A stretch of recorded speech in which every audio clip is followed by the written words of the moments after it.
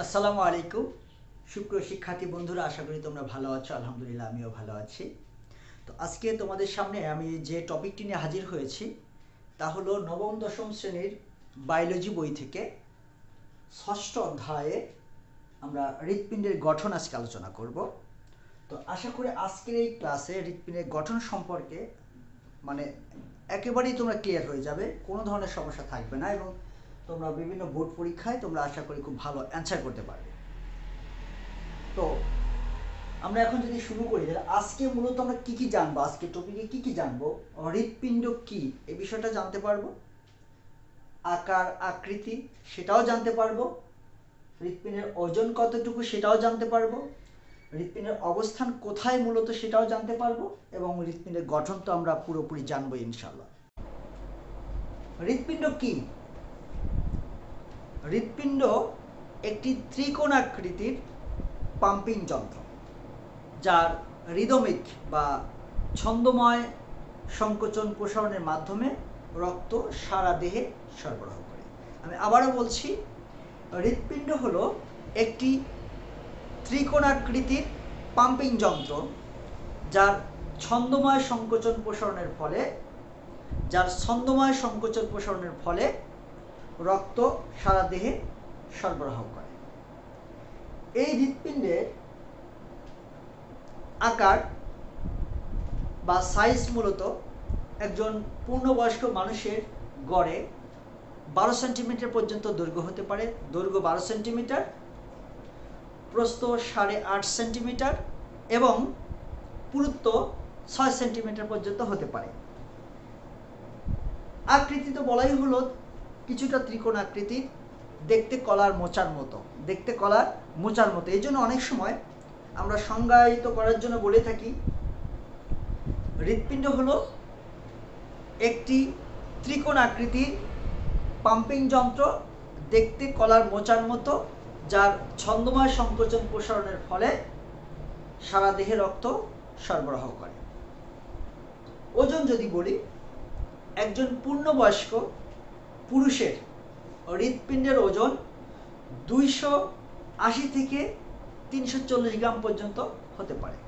একজন পূর্ণবয়স্ক পুরুষের হৃৎপিণ্ডের ওজন সাধারণত 280 গ্রাম থেকে 340 গ্রাম পর্যন্ত হয়ে থাকে এবং একজন পূর্ণবয়স্ক নারীর হৃৎপিণ্ডের ওজন 230 থেকে 280 গ্রাম পর্যন্ত হতে পারে। অবস্থান যদি দেখি, তাহলে হৃৎপিণ্ডের অবস্থান মূলত মানুষের বুকের যে স্টার্নাম আছে, ঠিক স্টার্নামের নিচে দুই ফুসফুসের মাঝে প্রকৃতপক্ষে অবস্থানটা একটু মিডল পজিশনেই থাকে, তবে একটু বাম দিকে অ্যাঙ্গেল করে থাকে, বাম দিকে একটু বেশি পরিমাণে থাকে। সেজন্য আমরা অনেক সময় বলে থাকি হৃৎপিণ্ড বুকের বাম পাশে অবস্থান করে। আসলে কিন্তু একেবারে বাম পাশে অবস্থান করে এটা বলা যাবে না, মিডল পজিশনেই থাকে, একটু বাম দিকে একটু বেশি অ্যাঙ্গেলে থাকে, এটাই। আর এখন আমরা হৃৎপিণ্ডের গঠন সম্পর্কে আমরা আলোচনা করব নবম দশম শ্রেণীর বইয়ের আলোকে। সর্বপ্রথমে যদি বলি, হৃৎপিণ্ডের বাহির দিক দিয়ে, একদম হৃৎপিণ্ডের বাহিরে দিয়ে সবচেয়ে বাহিরের যে আবরণটা, সেই হৃৎপিণ্ডের বাহিরের একটা আবরণ থাকবে, সেই আবরণটাকে বলা হবে পেরিকার্ডিয়াম। এই কোশ্চেন কিন্তু বিভিন্ন পরীক্ষায়, বিভিন্ন বোর্ড পরীক্ষায় বিভিন্ন সালে এসেছে, অলরেডি সামনেও আসবে। পেরিকার্ডিয়াম কি 1 মার্কের। তাহলে আমরা তখন বলবো বা লিখতে পারবো যে হৃৎপিণ্ডের একেবারে বাহিরের দিকে দ্বিস্তর বিশিষ্ট যে আবরণ থাকে বা পর্দা থাকে বা মেমব্রেন থাকে, সেটাকেই বলা হয় পেরিকার্ডিয়াম। তাহলে যদি বলি হৃৎপিণ্ডের পেরিকার্ডিয়াম কি, তখন বলবো হৃৎপিণ্ডের বাহিরের দিকে পাতলা বা যে মেমব্রেন থাকে, যে পর্দা থাকে, যা 2 স্তর বিশিষ্ট, তাকে আমরা পেরিকার্ডিয়াম বলছি। অর্থাৎ হৃৎপিণ্ডের বাইরের আবরণটাকে বলি পেরিকার্ডিয়াম। এখন এই পেরিকার্ডিয়াম যে বললাম 2টা স্তর, একেবারে বাহিরের স্তর যেটা, সেটাকে বলা হচ্ছে তন্তুময় পেরিকার্ডিয়াম অর্থাৎ ফাইব্রাস মেমব্রেন, তন্তুময় আবরণ। একটু ভিতরের দিকে যে স্তরটা আছে সেটাকে বলা হচ্ছে সেরাস সেরাস মেমব্রেন অর্থাৎ সেরাস আবরণী। তাহলে হৃৎপিণ্ডের বাহিরের যে আবরণটা পেরিকার্ডিয়াম, সেটার কিন্তু দুটো স্তর। প্রথম স্তরটাকে বলা হচ্ছে তন্তুময় আবরণ, ভেতরের স্তরটাকে বলা হচ্ছে সেরাস আবরণ বা সেরাস পেরিকার্ডিয়াম। এই সেরাস পেরিকার্ডিয়াম আবার দুটি স্তরে বিন্যস্ত বা দুটি স্তর রয়েছে। সেরাস পেরিকার্ডিয়ামের দুটি স্তর, এই দুটির যেটা বাহিরে আছে, এই দুটির মধ্যে যেটা বাহিরে সেটাকে বলছি প্যারাইটাল, আর ভিতরের দিকে যেটা আছে সেটাকে বলছি ভিসেরাল। এই প্যারাইটাল এবং ভিসেরাল এই দুই স্তরের মাঝে এক ধরনের ফ্লুইড থাকে বা পেরিকার্ডিয়াল ফ্লুইড আমরা বলি। সেই ফ্লুইডটা মূলত হৃৎপিণ্ডকে বিভিন্ন সংকোচন প্রসারণে সাহায্য করছে এবং সংকোচন প্রসারণের ফলে যেন কোনো ধরনের ঘর্ষণ বা কোথায় কোনো আঘাত না লাগে সেটাকে প্রোটেক্ট করছে। তাহলে যদি এই পেরিকার্ডিয়ামকে আমরা বিন্যস্ত করি, হৃৎপিণ্ডের বাইরের আবরণটাকে বলছি পেরিকার্ডিয়াম, এটা দুটি স্তরে বিন্যস্ত। বাহিরটাকে বলছি আমরা, একেবারে বাহিরটাকে আমরা বলছি তন্তুময় আবরণ, ভিতরটাকে বলছি আমরা সেরাস আবরণ। এই সেরাস আবরণ আবার দুই ধরনের। সেরাস আবরণের বাইরেরটাকে আমরা বলছি প্যারাইটাল এবং ভিতরেরটাকে আমরা বলছি ভিসেরাল। আর এই দুইটি স্তরের মাঝে মূলত পেরিকার্ডিয়াল ফ্লুইড রয়েছে। আর এই ফ্লুইড কিন্তু হৃৎপিণ্ডের যে ছন্দময় বা রিদমিক সংকোচন প্রসারণ হয় এটাতে সাহায্য করে এবং বিভিন্ন ধরনের আঘাত থেকেও রক্ষা করে থাকে, হৃৎপিণ্ডকে বিভিন্ন চাপ মুক্ত রাখে। তো এই যে ভিসেরাল বললাম, এটাই মূলত কিন্তু ভিতরের প্রাচীর আমরা বলতে পারি। অর্থাৎ হৃৎপিণ্ডের মোটা দাগে যদি বলি, হৃৎপিণ্ডের বাহিরের যে পেরিকার্ডিয়াম তার ভিতরে একটি স্তর আছে, সেটাকে বলা হচ্ছে একটা প্রাচীর আছে। সেই প্রাচীরটার প্রথমটার নাম হলো ভিসেরাল। অর্থাৎ হৃৎপিণ্ডের বাহির দিয়ে যে একটি পর্দা আছে, তাই সেই পর্দাটাকে বলা হচ্ছে পেরিকার্ডিয়াম এবং পেরিকার্ডিয়ামের নিচে একটি প্রাচীর আছে। সেই প্রাচীর তিনটে স্তরে বিন্যস্ত। প্রথমটা হলো এপিকার্ডিয়াম, যাকে ভিসেরা বলা হচ্ছে। দ্বিতীয়টা অর্থাৎ মাঝেরটা হলো মায়োকার্ডিয়াম এবং একেবারে ভিতরেরটা হলো এন্ডোকার্ডিয়াম। অর্থাৎ এপি শব্দের অর্থ হলো বহি এবং কার্ডিয়াম হৃৎপিণ্ডের বাহিরের যে আবরণটা মানে আস্তরণটা, অর্থাৎ প্রাচীরটা এখানে বলা হচ্ছে পেরিকার্ডিয়ামের নিচে। প্রাচীর তিন স্তরে বিন্যস্ত, এপিকার্ডিয়াম, আর মাঝেরটা মায়ো মানে মাঝেরটা মায়োকার্ডিয়াম এবং এন্ডো মানে ভিতরে, যেটা অন্তকার্ডিয়াম বা ভিতরের যে প্রাচীরটা। তো এপিকার্ডিয়াম মূলত এটা যোজকলায় নির্মিত এবং এটার ভিতরে জায়গায় জায়গায় বিক্ষিপ্ত অবস্থায় চর্বি থাকে। আর মায়োকার্ডিয়াম এটা মাঝে, এপিকার্ডিয়াম এবং এন্ডোকার্ডিয়াম এই দুইয়ের মাঝখানে আছে মায়োকার্ডিয়াম, যেটা অনৈচ্ছিক পেশি দ্বারা গঠিত। আর এই অনৈচ্ছিক পেশি একটু দৃঢ় হয়, শক্ত হয়, যেটা হৃৎপিণ্ডের সংকোচন প্রসারণে সাহায্য করে। এবং এর ভিতরে যে আছে স্তরটা, তার নাম হলো এন্ডোকার্ডিয়াম। মূলত এই এন্ডোকার্ডিয়ামের ভিতরেই পুরো জায়গাটায় চারটি প্রকোষ্ঠ রয়েছে এবং চারটি প্রকোষ্ঠ এই এন্ডোকার্ডিয়ামটা চারটি প্রকোষ্ঠকে আবরণ করে রেখেছে। এবং চারটি প্রকোষ্ঠ উপরে থাকবে দুটা, নিচে থাকবে দুটা। তো উপরের দুটিকে আমরা বলবো অলিন্দ আর নিচের দুটিকে আমরা বলবো নিলয়। অতে উপরে, অতে নিলয়। মনে রাখার জন্য অতে উপরে, নিতে নিচে। তাহলে অতে উপরে অলিন্দ, অতে উপরে অতে অলিন্দ, আর নিচে নিতে নিলয়। অর্থাৎ উপরের দিকে দুটো চেম্বার থাকবে, নিচের দিকে দুটো চেম্বার থাকবে। উপরের দুটো চেম্বারকে বলা হচ্ছে অলিন্দ, নিচের দুটো চেম্বারটাকে বলা হচ্ছে নিলয়। এটা উপরের দুটো চেম্বার, নিচের দুটো চেম্বার। যেহেতু দুটো চেম্বার উপরে, দুটো প্রকোষ্ঠ উপরে, এই উপরেরটাকে বলা হচ্ছে অলিন্দ, একটা ডান পাশে একটা বাম পাশে। তো ডান পাশের অলিন্দকে বলা হচ্ছে ডান অলিন্দ, বাম পাশের অলিন্দকে বলা হচ্ছে বাম অলিন্দ। এবং নিচের দিকে দুটি প্রকোষ্ঠ আছে যাকে নিলয় বলা হচ্ছে। ডান পাশের নিলয়টাকে ডান অলিন্দ, বাম পাশের নিলয়টাকে বাম অলিন্দ। ডান পাশের নিলয়টাকে ডান অলিন্দ, বাম পাশের নিলয়টাকে বাম অলিন্দ বলা হচ্ছে।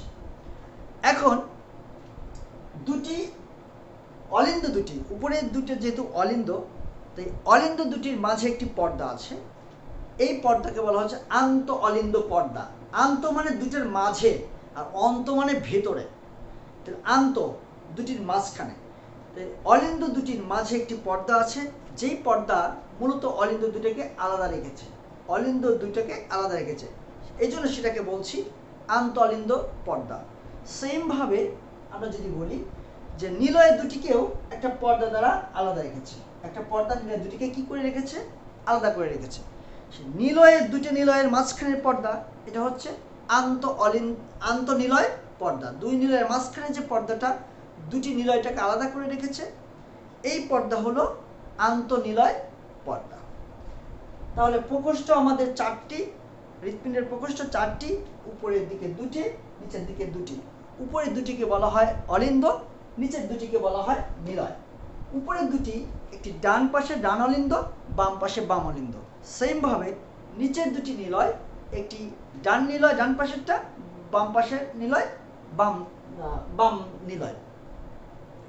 এখন যদি বলি ডান অলিন্দ ডান নিলয়, ডান অলিন্দ ডান নিলয়, এই দুইয়ের মাঝে একটি ছিদ্র থাকে, অর্থাৎ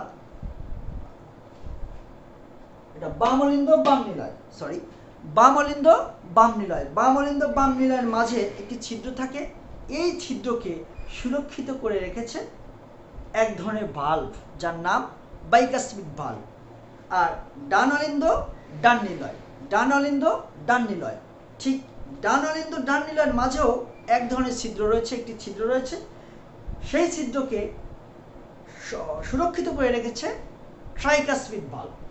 যেমন ডান অলিন্দ ডান নিলয়, ডান অলিন্দ ডান নিলয়, এই দুইয়ের মাঝখানে যে ছিদ্র আছে, এই ছিদ্রকে বলা হচ্ছে ট্রাইকাসপিড ভাল্ব। এই ছিদ্রকে ঢেকে রেখেছে, সুরক্ষিত করে রেখেছে এবং কপাটিকা, সেটা হলো ট্রাইকাসপিড ভাল্ব।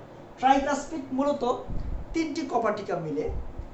আর বাম অলিন্দ বাম নিলয়ের মাঝে একটা ছিদ্র আছে, সেই ছিদ্রকে ঢেকে রেখেছে, সুরক্ষিত করে রেখেছে বা কন্ট্রোল করে, খোলা ওপেন মানে ওপেন বন্ধ হওয়া, এটা কন্ট্রোল করে বাইকাসপিড ভাল্ব। যেহেতু বাম নিলয় এবং বাম অলিন্দ, অর্থাৎ বাম অলিন্দ বাম নিলয়, এই দুইয়ের মাঝে এই ছিদ্রটি থাকে এবং এই ছিদ্রে যে কপাটিকা আছে তাকে আমরা বলছি বাইকাসপিড ভাল্ব। অর্থাৎ বাম অলিন্দ বাম নিলয়, বাম অলিন্দ বাম নিলয়, এর মাঝে যে কপাটিকা থাকবে তাকে বলবো বাইকাসপিড ভাল্ব। বাতে বাম, বাতে বাইকাসপিড, এটা মনে রাখবো।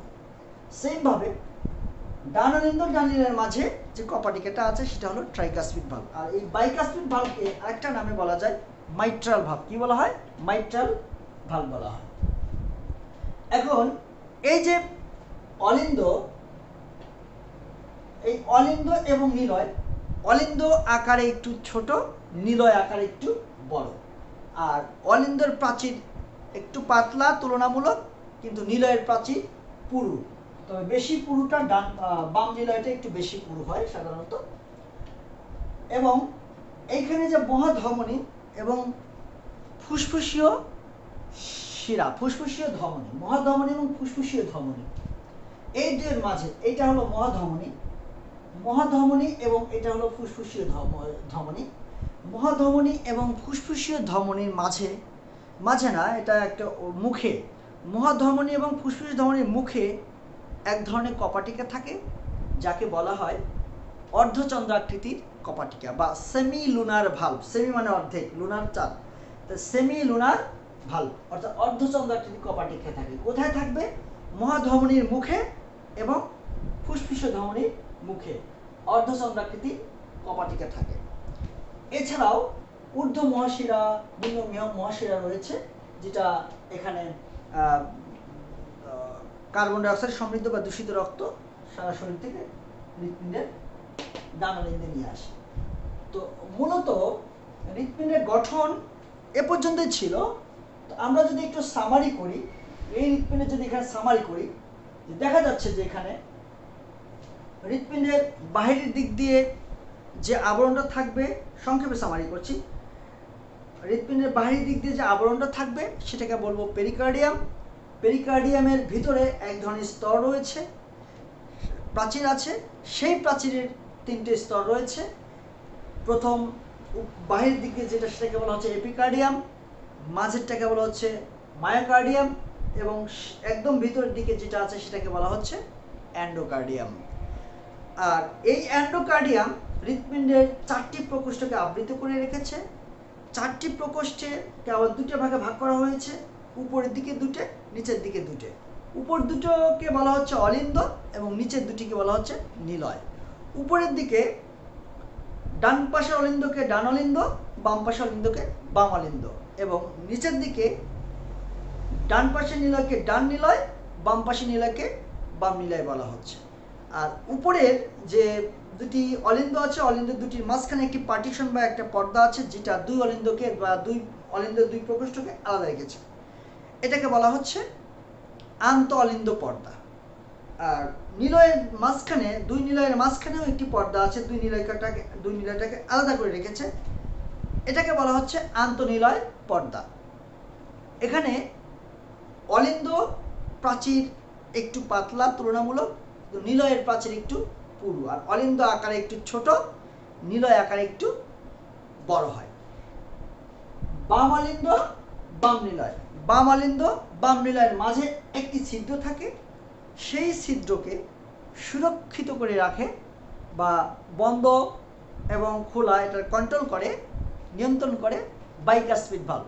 বাম অলিন্দ বাম নিলয়, বাম অলিন্দ বাম নিলয়, এর মাঝে একটি ছিদ্র থাকে, সেই ছিদ্রকে সুরক্ষিত রাখে বাইকাসপিড ভালভ বা মাইট্রাল ভালভ।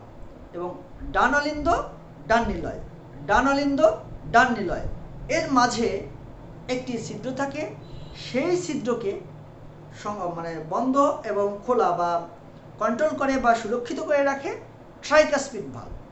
বাম পাশেরটা বাইকাসপিড, ডান পাশের কপাটিকা ট্রাইকাসপিড। আর মহাধমনী এবং ফুসফুসের ধমনীর মুখে আরও এক ধরনের ভালভ থাকে বা কপাটিকা থাকে, যাকে বলা হয় সেমিলুনার ভালভ, অর্থাৎ অর্ধচন্দ্রাকৃতির কপাটিকা। অর্ধচন্দ্রাকৃতির কপাটিকা, অর্ধচন্দ্রাকৃতির কপাটিকা। মূলত এই ছিল হার্টের গঠন। আশা করি আজকের পর থেকে হৃৎপিণ্ডের গঠন সম্পর্কে আর কোনো সমস্যা হওয়ার কথা নয়। তো আজ এ পর্যন্তই। আরও সুন্দর সুন্দর ভিডিও পেতে অবশ্যই চোখ রাখো মা মাধুর্য শিক্ষালয়। ধন্যবাদ।